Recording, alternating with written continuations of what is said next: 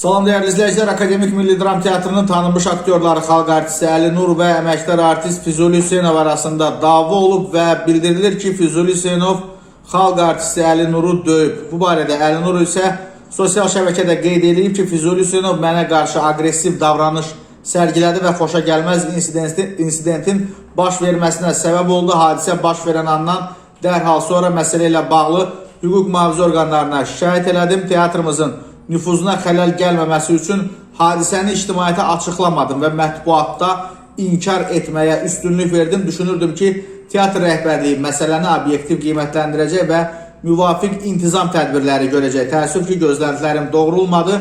Hadisə nəinki araşdırılmadı, əksinə örtbasdır edildi və xalq artisti bildirib ki, ailə üzvləri bu məsələdən narahatdırlar. Onlar teatrın rəhbərliyindən Füzuli Hüseynovun cəzalandırılmasını və ədalətin bərpa olunmasını gözləyirlər. Bax, belə bir açıqlama verib və bu arada qeyd edək ki, hadisə bu ilin aprelin 4-də baş verib.